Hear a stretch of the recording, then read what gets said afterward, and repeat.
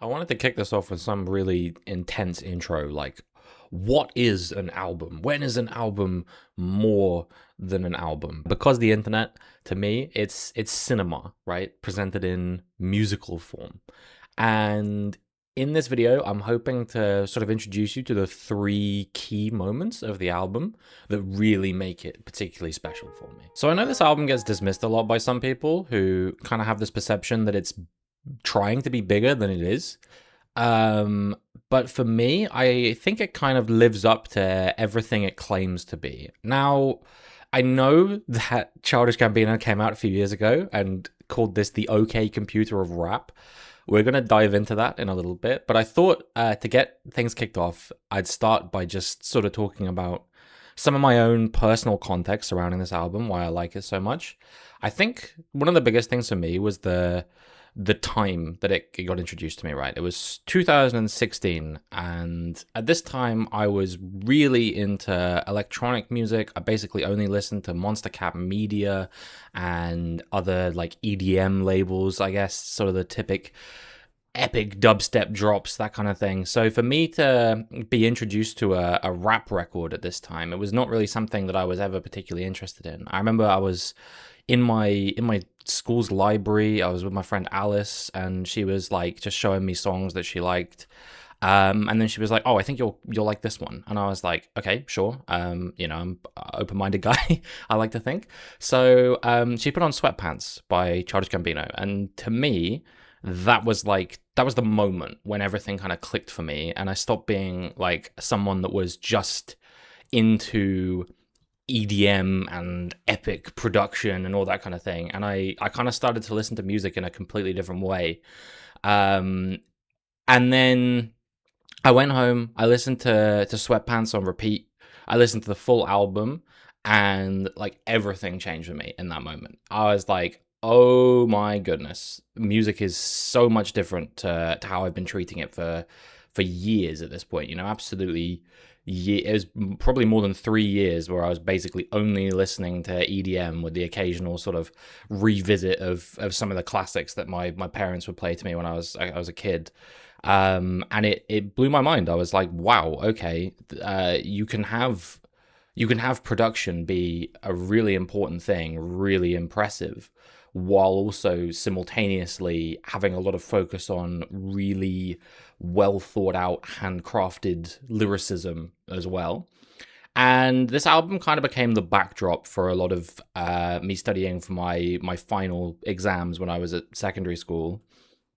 And it kind of taught me to start treating albums almost like a bit of a story, I suppose, rather than just a collection of songs. It was like I was watching a film or watching a TV show or something like that, just without the visuals. So I kind of wanted to talk a little bit about world building through music, I guess is probably the best way to describe it. Moment number one for me is Sweatpants, obviously. I talked about Sweatpants a little bit already. For me, this is kind of like the gateway to this album, right? This is the song that if you're going to enjoy this album, this is the one that's going to hook you. This or 3005. And the thing that really stood out to me with this song is, obviously it's got this whole tongue-in-cheek kind of wit. Everything's kind of done with like a sort of playful nod and a wink and all that kind of thing. And then in the last verse of the song, there's this moment where he kind of switches things up into 8 bars of a double time flow. And to me, that was something that I was like, oh my goodness, I cannot fathom the idea that someone can be rapping fast and also having a lot to say at the same time. My introduction to fast rap was all those YouTube rappers who were coming up at the time, or maybe like Rap God as well, which I know a lot of people love that song, but to me it doesn't really say a lot, right? It's just technically impressive. That's the point of the song. So for me to see somebody who was doing this whole fast rap hibbity flibbity thing, but actually having something to say and having kind of intelligent, witty, thought-provoking lyrics throughout that time as well, it was something that I hadn't never really heard before. And it kind of feels like it took that that sort of playful nature that you would, associate with Childish Gambino's earlier work, which obviously I discovered later. But when I went away and listened to Camp, particularly songs like Bonfire and, all those sort of early classics of Childish Gambino's, there was sort of a newfound maturity, I suppose. It was kind of, rather than being for laughs and for a shock factor, there was a certain irony now to what Childish Gambino was doing. So to me, I feel like this song doesn't really give much away about what the album ends up being, but it gives enough. My second moment is actually the song World Star. Now, this is probably, to some people who are fans of this album, a little bit of a rogue shout, I reckon. It's not the kind of song that sticks out to you. It's not one of those songs that people will go, oh yeah, that's one of the greatest songs on this album. But for me, it kind of emphasizes what the album is really about, I guess. It's the first time on the album, as you're listening to it from start to finish. I know obviously it's quite early on in the album, but it's the first time the album really deviates from the sort of cut and dry hip hop sound, the sort of abstract production on Crawl, and then you've got a much more tried and true trap production on World Star, at least in the first part of the song. And that, to me, was something I was never particularly into at the time. I was never really a huge fan of trap music. Obviously, at this point, I hadn't heard classics like Rodeo. I think maybe I'd heard like Antidote and stuff like that, but I was never really massively into that sound.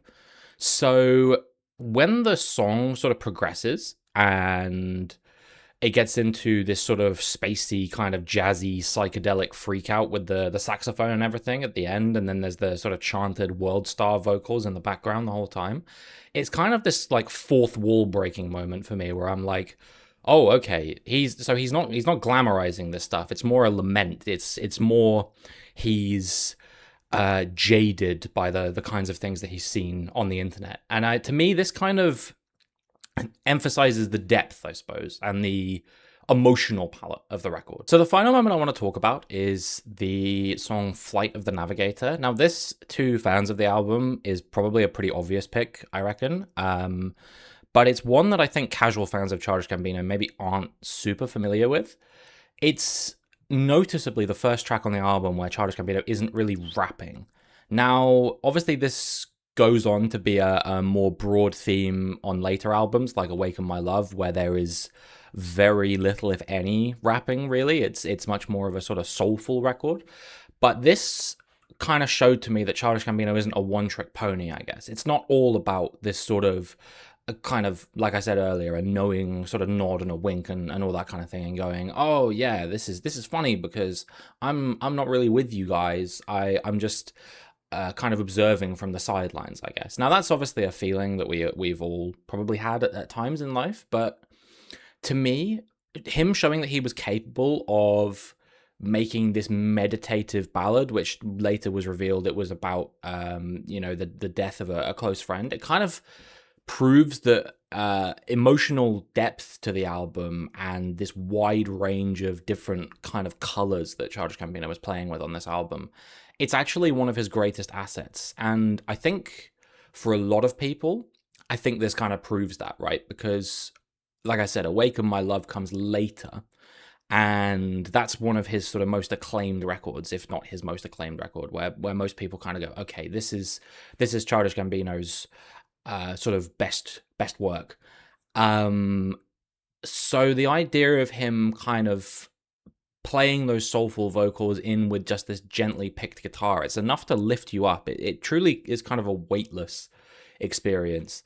And simultaneously, the thing that's really intelligent about this track to me is just how well it ties into the overall narrative of the album. The album is very much about the sort of apathy and disaffectedness you get by spending loads of time on the internet. And it was kind of this sort of shock of the real, I suppose, on this song, that you spend so much time on the internet and you become so disaffected by things that when something real happens to you and it really does affect you, you've kind of lost the ability to really understand how that feels. So for me, I think the album kind of thrives on these three main sort of tenets, I suppose. The first of which is the sort of the form of the album and the way that the album is designed. It's broken up by these interludes, and it's got lots of mid-song tone shifts, or even just these small interruptions, like Sweatpants. Fiskars don't make noise when they start up, all that kind of thing. The sort of random tone shift on World Star that I mentioned earlier, where it goes from being this intense trap banger to being really sort of spacey and psychedelic. It kind of gives this feeling that links into the sort of theme of the album, the internet theme of the album, of this idea of sort of switching tabs, and the idea that switching tabs in your brain is almost as easy as switching tabs on an internet browser or something like that. Another thing that I think makes the album really successful is this idea of the tone of the album. It kind of feels like this constant tug of war between irony and sincerity, and this idea of being burdened by the need and the desire to make something real.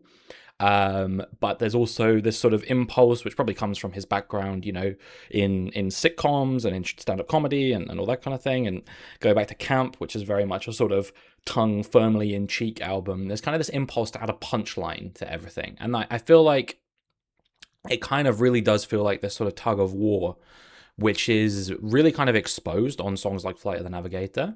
But it kind of was obvious to me from the get-go when I first heard Sweatpants. I was like, oh, okay, this isn't him doing this whole braggadocio thing that lots of artists do, which, don't get me wrong, I do like it when artists do that, but there was something refreshing about this, I guess. And then the final reason I think this album is so successful and works so well as an album is the sequencing of the album.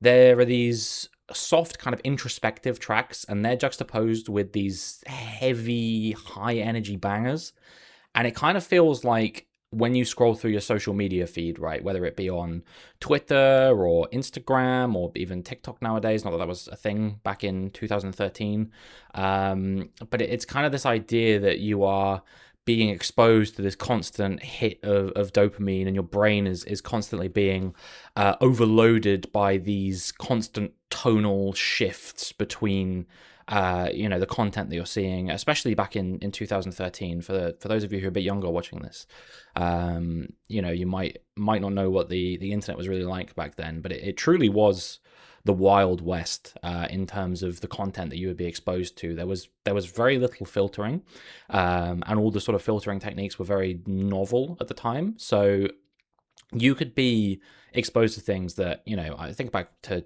2013, and obviously I didn't discover this album till I was a little bit older, 2016, but I was like 12, 13 years old back then, right? And the kinds of things that I was exposed to on the internet back then, there's no doubt that they make you very kind of you kind of have to either become jaded by all of this stuff, even though it's really emotionally heavy stuff, or you are going to have really deep-seated trauma. And it probably is both, to be honest. So, yeah, on this album, the time passes, and there is definitely a story that gets told over the duration of the hour that this album runs for. And I think for me, what it really did was it caused me to start looking for albums that you can kind of lose yourself in, ones that you can kind of just put on, and then it kind of constructs this world around you. The production and lyrics, they matter in equal amounts, and there's kind of a story that's being told, or even multiple stories over the course of the album. And I really started to appreciate depth. I really started to appreciate subtext. Back at this time, you have to remember, I was listening to songs where they were almost exclusively instrumental, or maybe the vocals were just meant to be another instrument to kind of flesh out the song a little bit.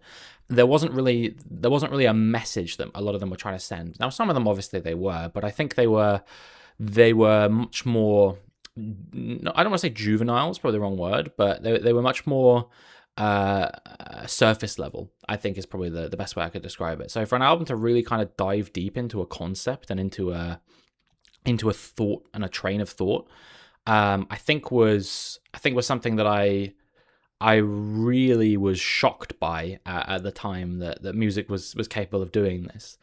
And there's kind of this this sort of truthful escapism to the album, right? It's comforting and it kind of holds your hand a little bit, but then there's also parts of it that kind of scare the bejesus out of you. You're like, oh, okay, this is this is quite intense actually. So yeah, I think it's a perfect album, to be honest with you. There's not really anything about it I would change. There's some songs that, going back to these days, maybe they don't hit as harder as they used to, but the ones that don't maybe hit as hard as they used to are the ones that I think are the most essential to the narrative of the album, right? Like No Exit and songs like that. This to me was the album that started my obsession with albums. Those of you who know me slightly better will know that I am an album obsessive, right? I listen to multiple every single day. Some new, some I've heard before, and it's just my preferred way of listening to music, right? And I think that this was the album that caused that shift in my approach to listening to music. If you're a fan of kind of more cinematic albums with these sort of dramatic mid-track tonal shifts, albums that feel like watching a movie, I feel like you're going to get something out of this album. And if you heard this album a long time ago and you kind of palmed it off initially, maybe try giving it another go, and maybe try listening to it through the sort of lenses that I was trying to provide in this video. It requires being listened to front to back. I kind of feel weird even saying that, because I think most albums require that. Do it late at night, maybe, in the dark, and just kind of let the world construct itself around you. But yeah, I think this is a perfect album, and I was really pleased to be able to talk about this album to you guys. Let me know in the comments below, what album is it that builds this sort of world for you, that you can almost sort of visualize around you. I'm really curious to see. Maybe I'll agree with you on some of them as well even. I'm going to start trying to do these weekly, so let me know if you enjoyed this one. Next week, I'm going to try and talk about the holy grail of hip-hop albums, Kendrick Lamar's To Pimp a Butterfly. So if that seems like your kind of thing, then make sure you're subscribed to get notifications for all of those as well. And who knows, maybe if enough of you subscribe off the back of this, I will be able to afford good lighting and something to put on these blank prison walls behind me. So yeah, hopefully I will see you guys in the next one, and I hope you enjoyed, and have a great rest of your day.